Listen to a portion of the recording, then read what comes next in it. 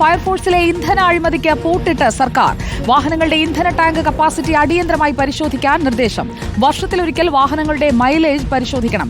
Log ബുക്കുകളിൽ വെട്ടിത്തിരുത്തലുകൾ അനുവദിക്കില്ലെന്നും 3 മാസത്തിലൊരിക്കൽ ജില്ലാ ഫയർ ഓഫീസർ ലോഗ് ബുക്ക് പരിശോധിക്കണമെന്നും ഉത്തരവിൽ പറയുന്നു. ഫയർഫോഴ്സിൽ ഇന്ധന അഴിമതി നടക്കുന്നുണ്ടെന്ന് ജീവനക്കാർ തന്നെ പരാതി നൽകിയതിന്റെ അടിസ്ഥാനത്തിലാണ് ഫയർഫോഴ്സ് മേധാവിയുടെ ഉത്തരവ്. സിനോജ് തോമസ് എത്തുന്നു നമുക്കൊപ്പം. സിനോജ് തോമസ്, അപ്പോൾ കപ്പലിലുള്ള കള്ളന്മാരൊക്കെ കുടുങ്ങുമല്ലോ ഇങ്ങനെ ഒരു ഉത്തരവ് കൂടി വരുമ്പോൾ?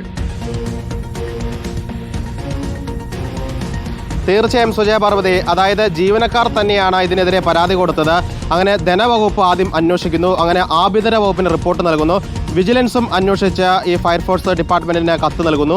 അതിന്റെ അടിസ്ഥാനത്തിലാണ് ഫയർഫോഴ്സ് മേധാവി ഇത്തരത്തിലുള്ള ഒരു ഉത്തരവ് ഇറക്കിയിരിക്കുന്നത്. അതായത് 185 ലിറ്റർ കപ്പാസിറ്റിയുള്ള ഒരു വാഹനത്തിൽ 220 ലിറ്റർ ഇന്ധനം അടിച്ചതായിട്ടുള്ള രേഖകൾ കണ്ടെത്തി അന്വേഷണത്തിൽ. അതുകൊണ്ടാണ് ഈ രീതിയിൽ പല സ്ഥലത്തും ഇന്ധനത്തിന്റെ മറവിൽ പണം തട്ടുന്നു എന്ന വിവരം അറിയുന്നത്. അങ്ങനെ ഒരു ഉത്തരവ് ഇറക്കാൻ കാരണം, അതായത് 129 യൂണിറ്റുകളാണ് ഫയർഫോഴ്സിൽ സംസ്ഥാനത്തുള്ളത്. നിലവിൽ ഫയർഫോഴ്സ് ഉപയോഗിക്കുന്ന എല്ലാ വാഹനങ്ങളുടെയും ഡീസൽ പെട്രോൾ ടാങ്ക് കപ്പാസിറ്റി അടിയന്തരമായി പരിശോധിച്ച് അത് ലോഗ് ബുക്കിൽ എഴുതുക മാത്രമല്ല, ആ എഴുതുന്നത് വെട്ടാനോ തിരുത്താനോ പാടില്ല. ഒപ്പം തന്നെ ഫയർ സ്റ്റേഷനുകളിൽ കരുതൽ ഇന്ധനം സൂക്ഷിക്കുന്നത് 250 ലിറ്ററിൽ കൂടാൻ പാടില്ല എന്ന കർശന നിർദ്ദേശം നൽകിയിരിക്കുന്നു. ഇന്ധനം വാങ്ങിക്കഴിഞ്ഞാൽ കമ്പ്യൂട്ടർ ബില്ല് നിർബന്ധമായും ഹാജരാക്കാനുള്ള നിർദ്ദേശവും നൽകിയിട്ടുണ്ട് സുജയ.